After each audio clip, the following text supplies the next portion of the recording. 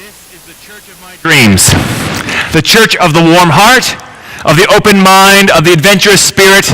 The church that cares, that heals hurt lives, that comforts old people, that challenges the youth, that knows no division of culture or class, no frontiers, geographical or social. The church that inquires as well as affirms, that looks forward as well as backward. The church of the master, the church of the people, the high church, the low church, the broad church. A working church, a worshiping church, a winsome church. A church that interprets the truth in terms of its own times and challenges its own times in terms of the truth. That inspires courage for this life and hope for the life to come. A church of all good, a church of the living God. Good morning, everyone. Good morning. It is so good to have you all here. This is one of these days. I'm going to tell you a little secret about ministers. Every Sunday morning, ministers want just a little bit of rain. Right? If it's too stormy, then people go, it's too stormy to go to church. If it's too nice out, people think, wouldn't we have another nice Sunday like this again? Let's go apple picking, right? I am so glad that you are here, that you understand that religious life is more than just what happens outside these walls. It happens inside these walls with each other. Thank you all for being here this morning. And with that, let me turn things over to Joe Ayub, who's doing our announcements this morning. Thank you. Welcome to First Parish. My name is Joe Ayub, and I'm a member of the Worship Committee. We are a welcoming congregation, and we welcome all people to grow deep faith and take bold action. We're glad you're here today. This sanctuary is made holy by your presence. If you're here for the first time, take a welcome packet from the pew rack. There's information about our services and our child care and information about how we make worship accessible to people of all ages and abilities. There's a little yellow card in the packet, and if you fill it out and you put it in the basket, we'll send you an email, and you'll get to know us a little bit better. The greeters and ushers, where are the greeters and ushers? I think they're still out greeting and ushering. They're back there someplace. They'll be standing back there when worship is over, and please see them, and they'll walk you over to social hour, and they'll be able to answer any questions you may have. The work of our faith is done both in and out of worship, so please take a look at the announcements in this green piece of paper that came with your order of worship. Two things. One is I want to call your attention to the social hour host needed immediately. If you look at the calendar this year, there are a lot of openings for social hosts. Go to the website, go to the link for the Sign Up Genius, and please sign up. We all love being back there and seeing each other for coffee and food, but it doesn't work unless everyone does it. We also have one special announcement, so Frank Graham's going to come up and give that to us. This was going to be a big speech, but we don't do these announcements anymore. So very quickly, this is in your order of worship. It's about the auction. Please get thinking about it. Please come. But we also need donations, and there's all kinds of information here for you to see. And you can talk to me at coffee hour, or talk to Ruth, or email her, Ruth Hannon. Thank you. November 15th, 7 o'clock, not 6 o'clock as it says on the Evite. It's going to be a really fun night, but we need everybody to start thinking, what can we donate? What can we make some money on? Thanks.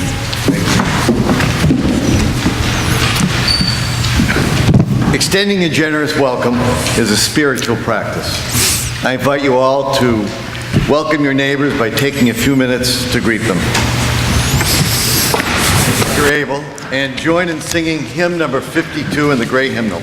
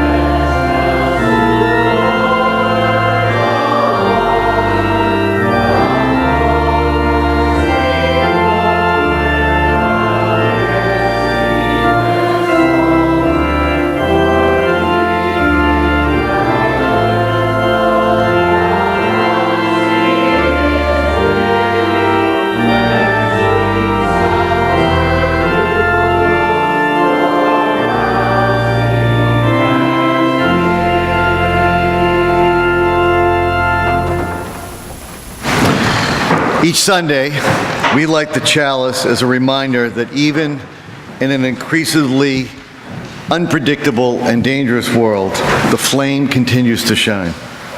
A corner of warmth and awareness where we, members of this faith community, can find comfort, support, and connection to one another. Sadie Leggett is now going to help light the chalice. Actually, she's not going to help. She's going to do it.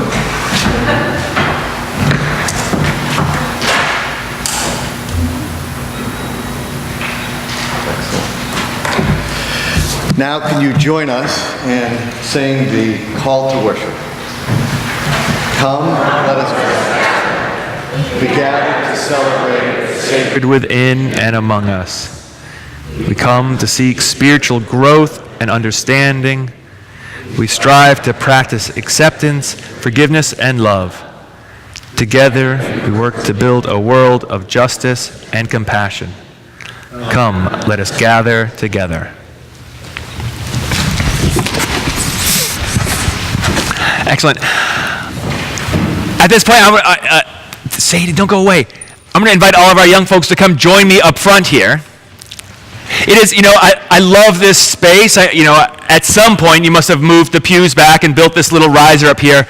But it makes it a little awkward for our young folks to come up here. I have a couch in my office, which I want to move out. Maybe I should just move it here, make it so we can have like a little bit of a living room. But I'm bringing you guys up here because there's been a lot of change in ministry and in ministers here, and you might not know all of what a minister does. I think for those of you who grew up here, you grew up with Parisa being here and dressing in a certain way, and you might not know like why ministers dress a certain way.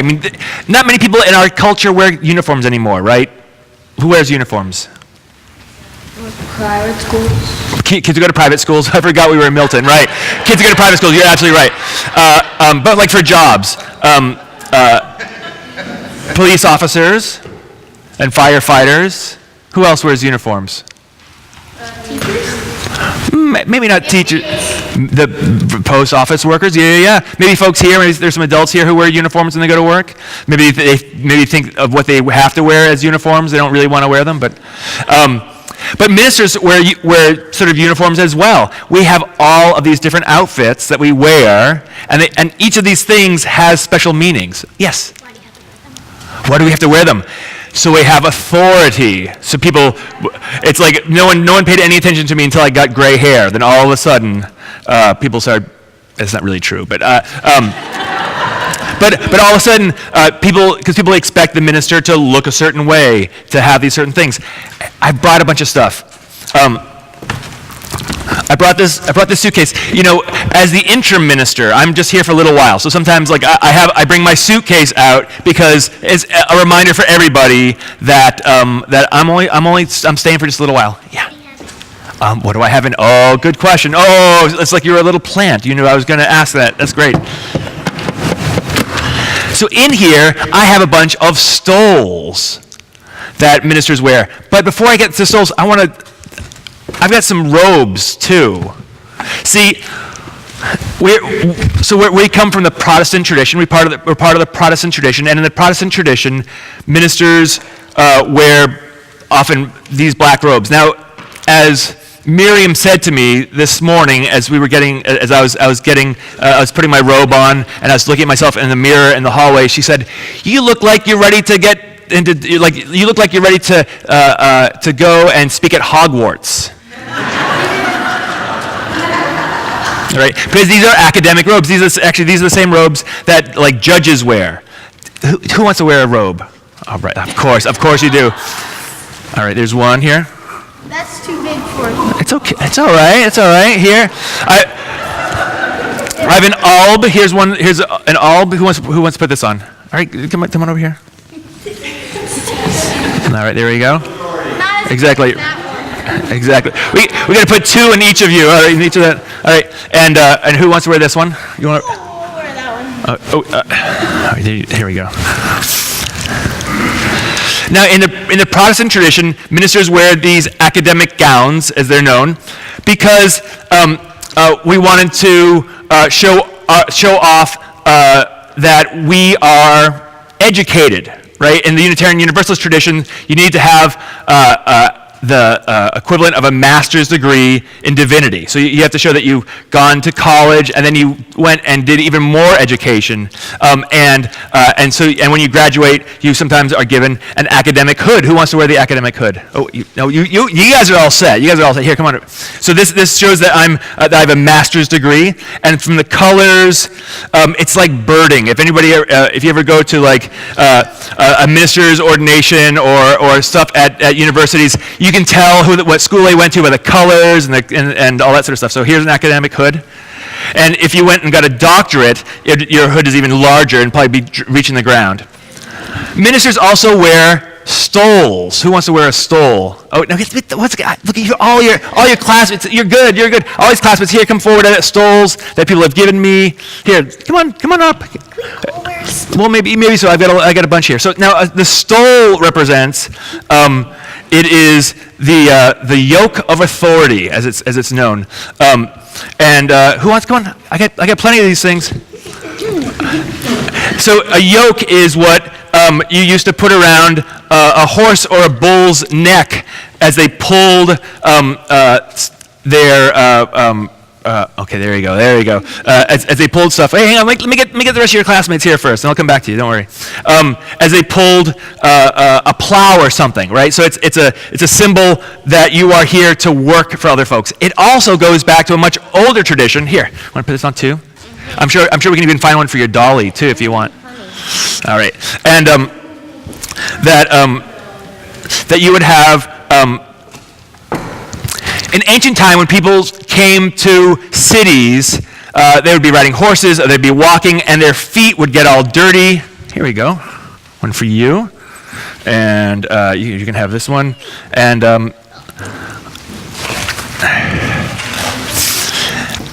they'd arrive, and before they went in and visited their friends, they would have really dirty feet. And so there would be people outside the gates of the city with big bowls of water and big towels around their necks. And their jobs was to wash people's feet. And with these big towels around their neck, they would then dry off their feet. Okay, look at you. I'm getting you all duded up.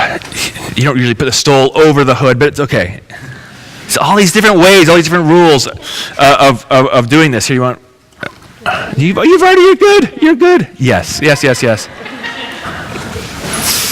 And so it is a symbol of servitude, a symbol of taking care of one another. That is what one of the symbols of the stole is. That's why ministers wear stoles. You're given a stole on the day of your ordination. And the other thing that ministers wear, and priests and I would wear these every once in a while. We'd go off to protest, and we'd wear these, is a collar. A collar. And the reason why you wear the collar, in ancient Rome, professional speakers would wrap their throats, because they didn't want to get sore throats, so they'd wrap their throats with white cloth and wrap it around their necks to keep their throats warm. So that when they spoke, they still have a voice. But after a while, having this white piece of cloth around your neck came to represent that you were a professional speaker, that you were the person who you knew what you're talking about. You had an opinion, and it was sort of reintroduced by folks during the Protestant Reformation that. We wanted to remind folks that we are professional speakers too. So, anybody wants to wear the collar? I'm going to go right here because you are just like so. Usually have a button, but I'm just going to use a big old safety pin. I know it. And sometimes I wear this too. Sometimes I even wear like my preaching bands. There we go. All right, your folks might be having a heart attack right now. That's good. It's good. These are the symbols of authority of the minister. They're just clothes, and yet we put a lot of emphasis on them. They are symbols that because symbols express things that we can't say with our words more often than not. Right? Oh yes. How can you walk in these? Well, I'm taller, so if we were going to get you a robe, we'd get a robe so that you wouldn't trip over. But still, you'd see on the back of a lot of my robes, they're dirty. In this one, there's some holes where, in lighting a chalice or something, I've caught my sleeve on fire. It is one of the traditions of ministries that at some point you set yourself on fire as part of it. Now, who knows what your lives will be filled with? Who knows what you are going to end up doing in your lives? You may become someone who wears a uniform every day at work. Maybe someone who doesn't. Maybe one of you will go into, or maybe even more, will go into ministry. Whatever that ministry is going to be like in 20 or 30 years. And you'll be able to wear robes and stoles and collars and hoods of your own. And maybe at some point, years and years from now, you'll be doing this exact same thing to some other kids who grew up in the church that you're serving. Your futures have there's so much in front of you, of your life, and we are so excited to have you here. And I'm so excited to be able to share what these symbols of ministry mean. So now I'm going to ask you all to pile them back in there as best you can, and then in the process we're going to sing our young folks out, and they're going to head off to their classes. Here.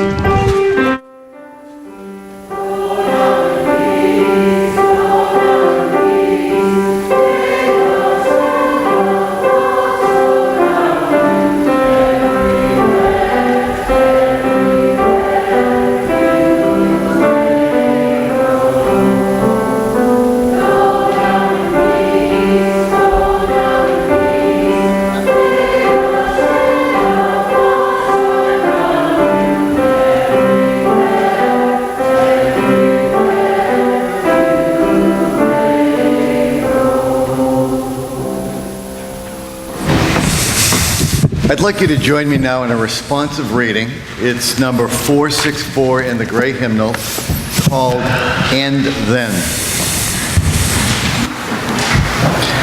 And then all that has divided us will merge.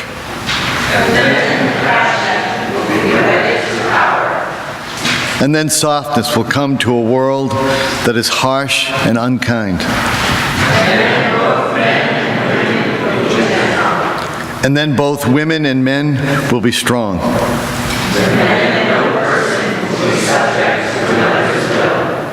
And then all will be rich and free and varied.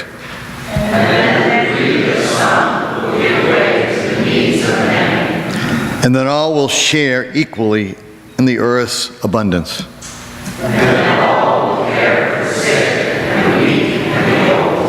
And then all will nourish the young. And then all will live in harmony with each other and the earth.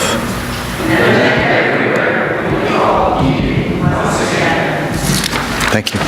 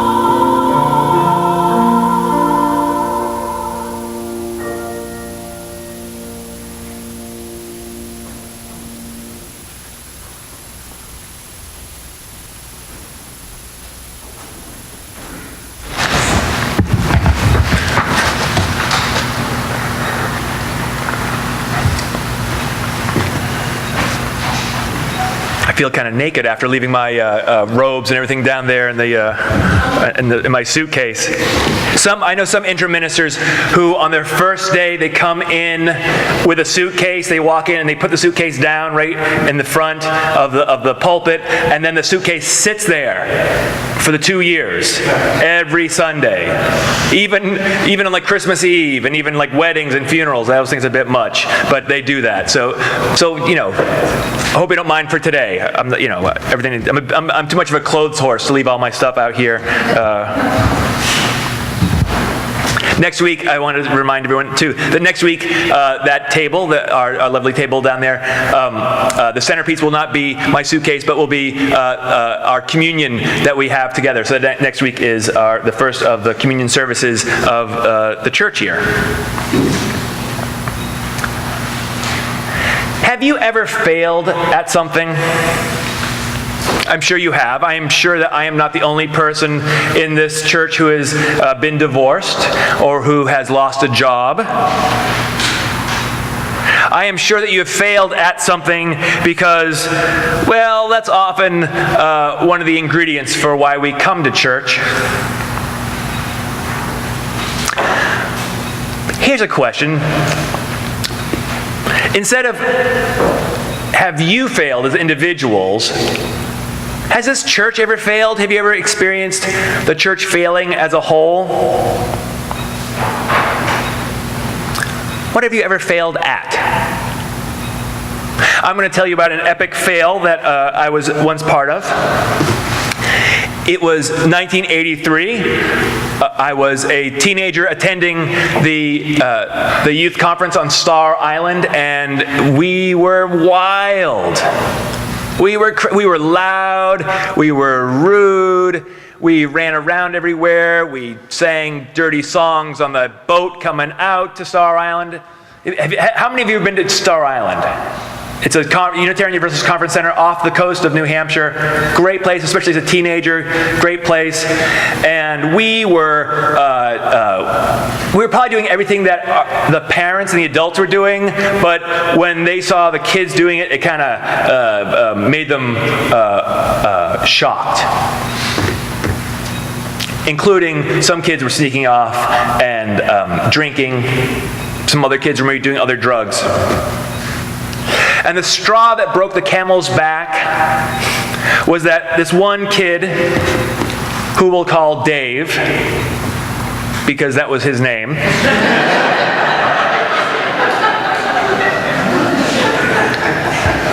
this kid Dave, thought that it would be a good idea.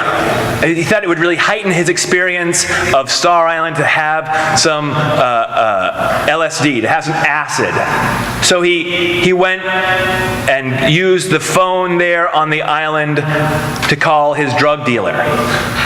Now this is 1983, and there weren't cell phones. And the phone that they had there was actually in an old phone booth, and it looked like a phone, and you picked it up. In reality, what it really was a ship-to-shore phone, which is just a fancy way of saying a radio. So anybody who had perhaps tuned their radio into that same frequency, say like the Police, would have heard about this deal going down, and they did. Needless to say, a visit from the FBI nudged the Star Island Corporation to end the youth conference. Probably by the time we got back home on that Saturday afternoon, the conference had been canceled for the following year.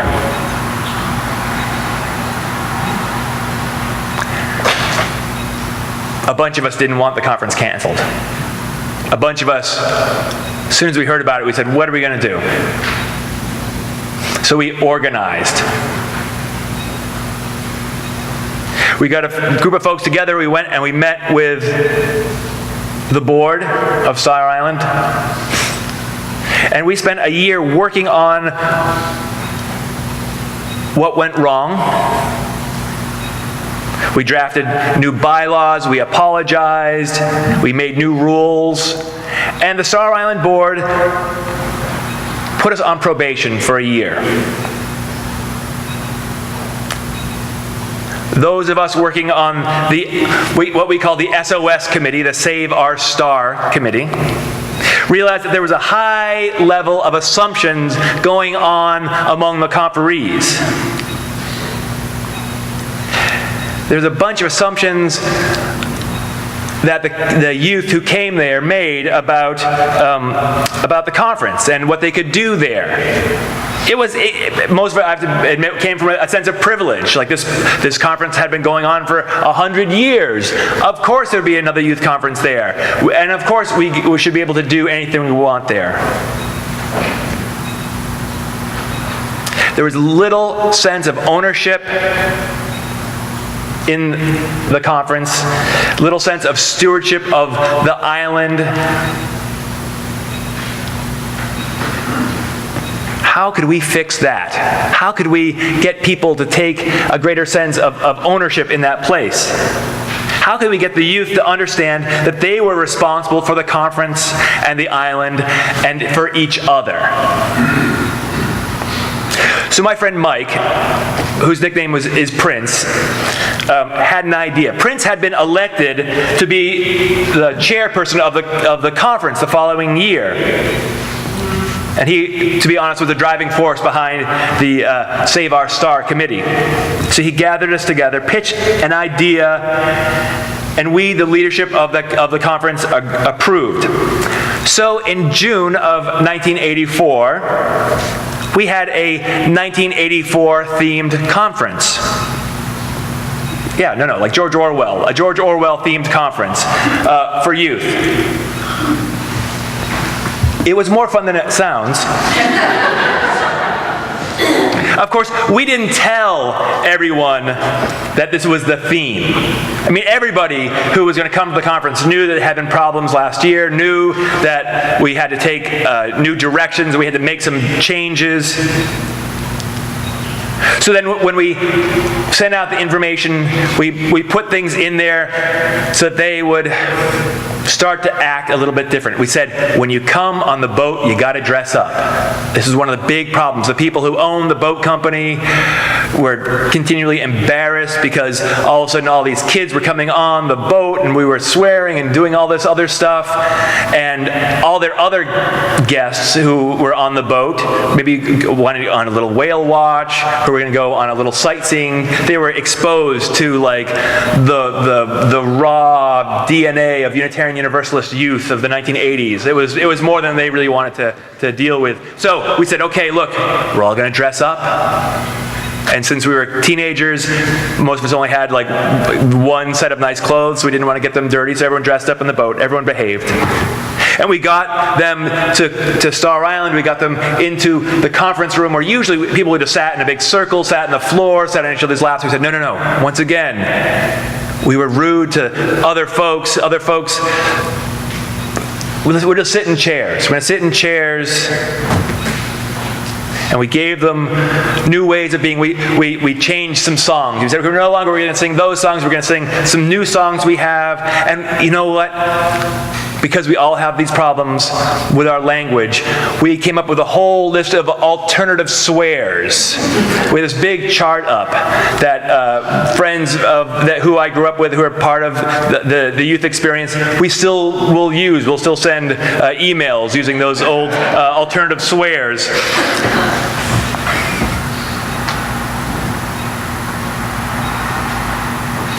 And nobody saw Prince. None of the conferees knew where Prince was. We told them, I'm sorry, he's not at this first meeting. He's having a meeting with the island staff.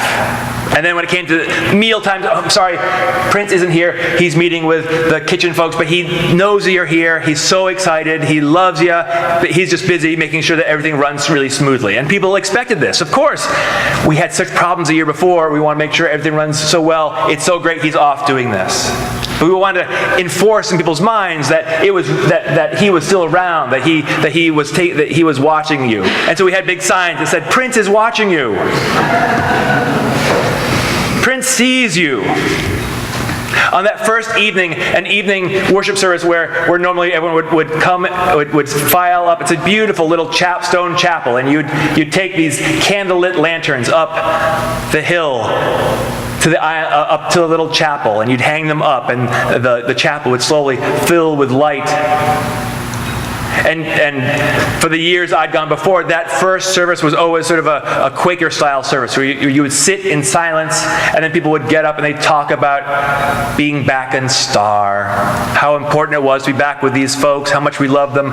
We thought, once again, we need to remind folks this is going to be a different year. So the first sermon I ever gave was there that night in that chapel, and I started to talk about all of those things about Star Island that were so important to us. And I said, oh, how great it is, how much we love Star Island. You get to be here in this beautiful place, and you meet all your friends. And this is where I met one of my best friends, my friend Prince. And then I talked more about the island, and soon I talked more and more about Prince. How great Prince was, how wonderful he is, sacrificing, doing all this work. And then I had some plants in the congregation who would say up and sort of said, like, Prince, what a great guy Prince is, I agree. And they'd sit down. And then soon people who weren't plants were standing up and talking about how great Prince was. And I was like, whoa, maybe this ministry thing's a thing for me. No, all of a sudden I was like, oh. And then but some other people went, hey, this isn't right. Wait a minute, you're talking about Prince more than the island. And at that moment, a bunch of us in leadership stood up and we took our candles and we marched back down. This, of course, was what we were hoping would happen. We were hoping that folks would they'd notice that stuff was going a little too far. We fomented a revolution.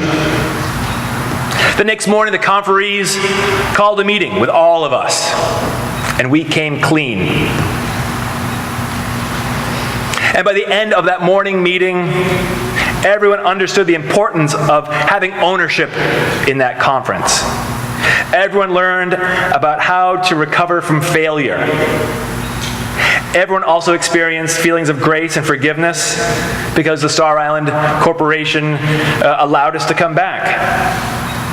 We learned from our failures, and that conference continues today on Star Island. And many of the guidelines that we established 30 years ago carry on.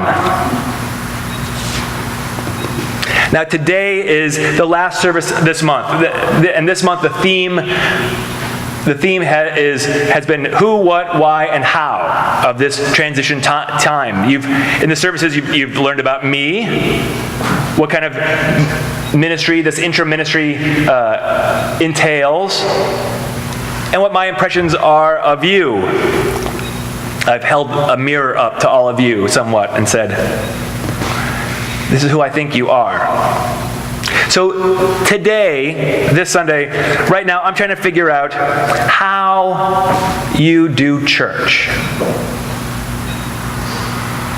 I've been trying to understand what it is that brings you here and keeps you here Sunday after Sunday. I've been trying to figure out how you act, how you are as a church, rather than just as a gathering of really nice folks.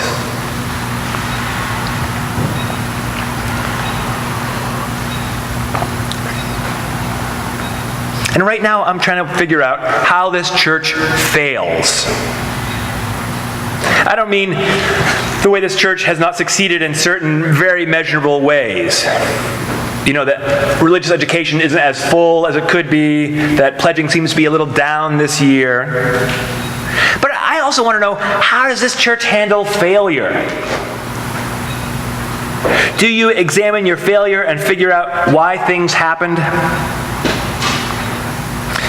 Do you talk and talk about what you could have done to the point where everyone's a little dispirited? Or do you just move on after a failure and pretend it almost as if it didn't happen and move and start your next project?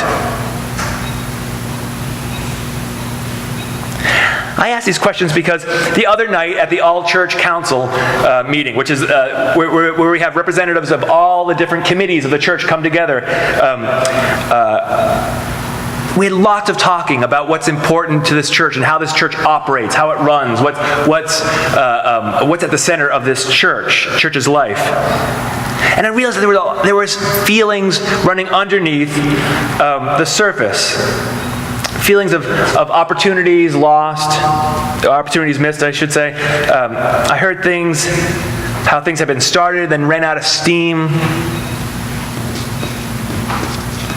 There was the issues with the synagogue, the possible merger a few years ago. That's still there, a hurt. There's the loss that some people are feeling from the small groups that were started a few years ago and have sort of petered out. Now, I also know that there are successes here, but folks don't seem to be able to articulate them as well as I had wished. And I wonder, does this congregation dream too big? Do you dream too big? Are there not enough small accomplishments for you to feel like you are making an impact in your lives, and the lives of those around you? Maybe, I wonder, is there something that is stopping you from being a really dynamic, bold church? Let me also just take a moment here to say, I know that for the last month I've been asking you really hard questions. I've been holding up a lot of stuff here. It won't be like this for 2 years.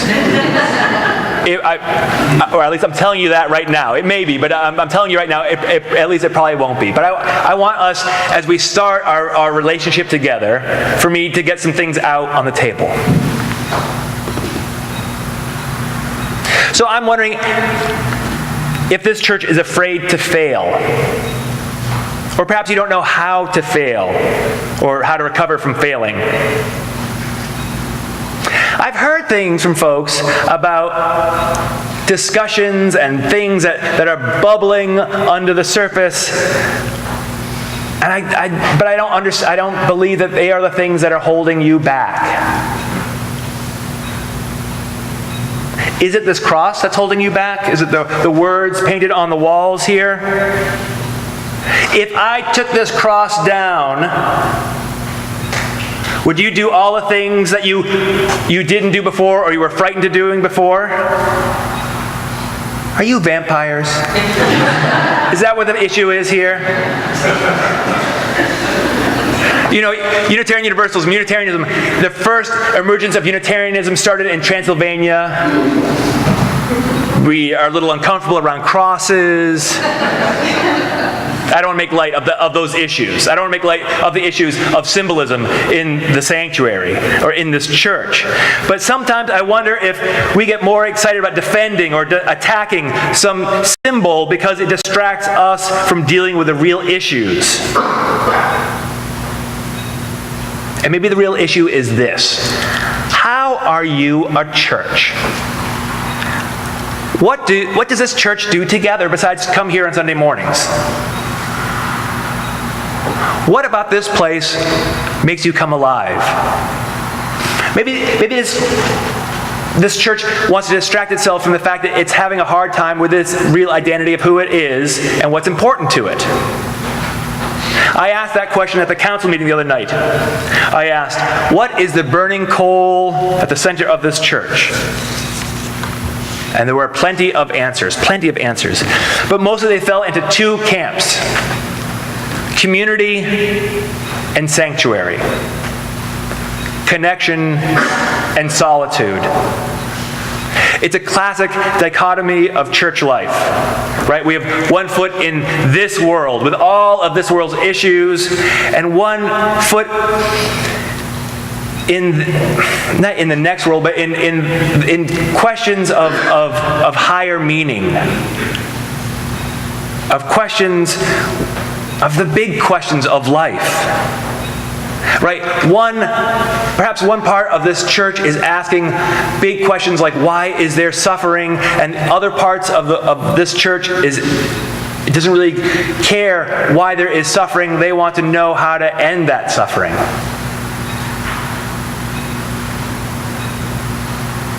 Finding the balance between these two is what church life is all about. Too much community and it stops being a church and becomes either the religious wing of the Democratic Party or a country club with candles. Too little community and people don't pledge, they don't get involved. It's the same on the other side too. not enough sanctuary, not enough opportunities to find time to be within yourself, well, then you are just contributing to the white noise of our culture. Too much solitude, people become separated from each other. They start to drift away. Worse yet, people come to think of this place the same way they do about every other place in society. That we are here to provide you a service. It's a very consumerist mindset, right? You come to church, we fill you up with some kind of God stuff or whatever language you want to use. We fill you up with that stuff and you go on your way, and you don't even really need to pay for it. See, but I think that you all, and you've told me this, that you want a church and not a chapel. Right? A church is active in the world. A chapel is a place where you kind of go to, you'll be taken care of, and eventually you'll just all die off, and people will drive by that building and say, stuff used to happen there, and now we hold meetings there for the town, from town events. But that's not what you want. I don't think that's what you want. You want a church. You want a place where both sides of that, of both the community side and the sanctuary side, are joined together.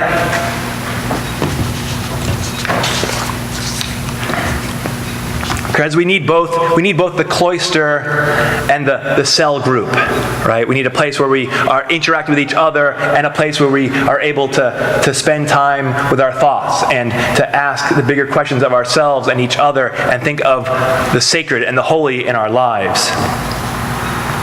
There are plenty of churches where you can go and have a religious experience. There are plenty of churches where you will come to church, people will be having religious experiences. People will be perhaps speaking in tongues. There'll be big music. People will be dancing around. And then you leave and you feel like, I got my religious experience for the week. But that's not our tradition. Our tradition is one where we expect you to go out and experience God outside these four walls. This is a place for you to come, perhaps be inspired, preparing you for the following week, preparing you for what's coming up next, or a place for you to come and to reflect on what's been going on in your life. We need both. We need to find ways to connect to each other and to the sacred. We need to learn how to fail and how to celebrate and to replicate our successes. We need to move folks from making assumptions about what this place is for. We need to end the privileged mindset that this place has always been here and will always be here just for you. Like my friends and I thought about Star Island and the youth conference there. It's there for us. We can do what we want. This place is here for you. And it is here for you to be there for others. It's a place for us to come and connect to each other here, and to make plans to connect to the people outside of this place as well. This is a time, this transition period is a time for you to understand your sense of ownership of this place, to understand your responsibility for the upkeep of this place. This is a time, this transition period is a time for you to foment your own revolution. To sort of say, what is important in this place to us? What is so exciting about this place for us? And how do we articulate that? And how do we share that with other people?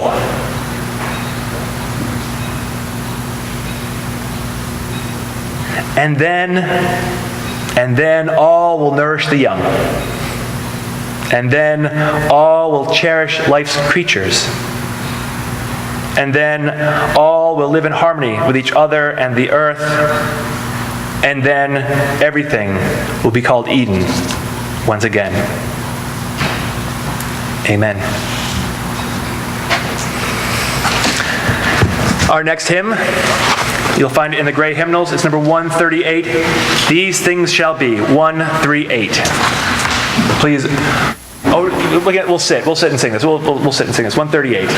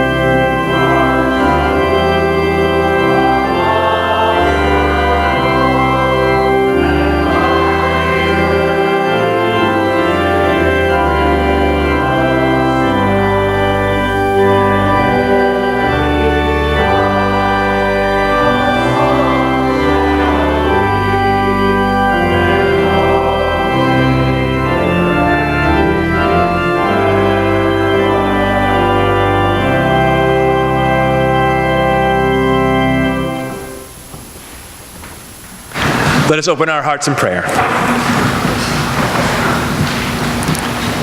Source of all souls, once more we gather in this familiar place, which to many of our young people has been the house of God and the gate of heaven.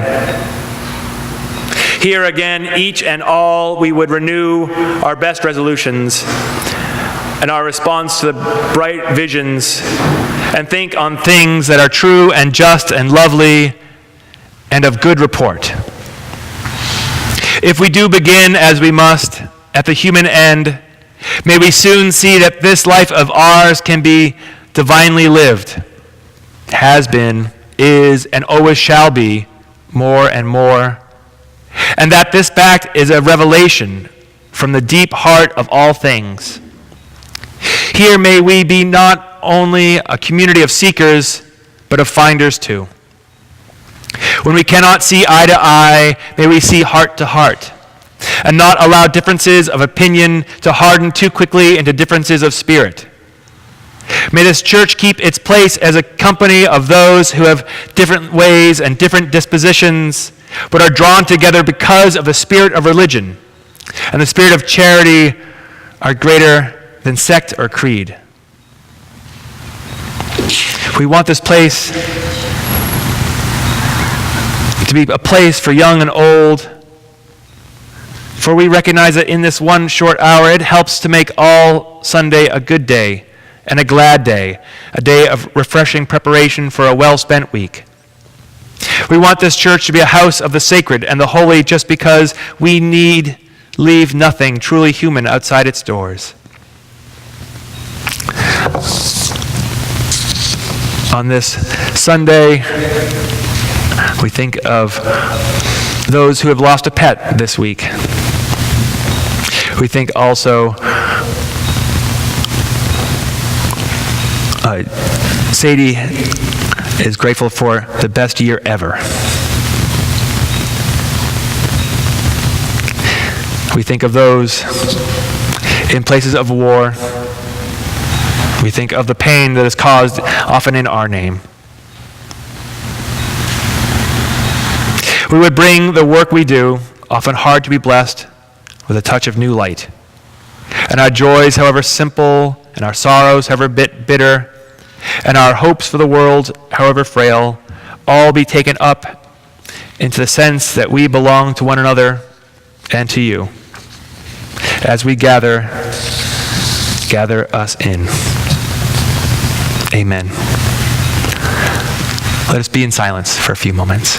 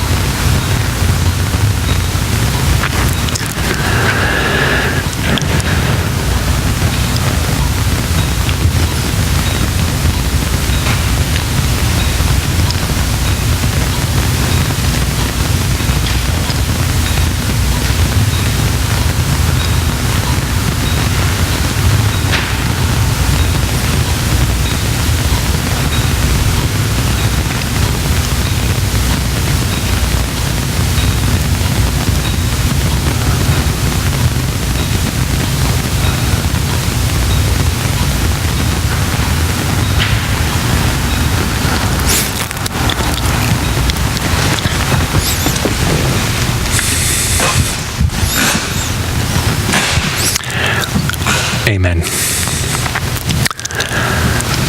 Joe, we seem to be missing the collection plates.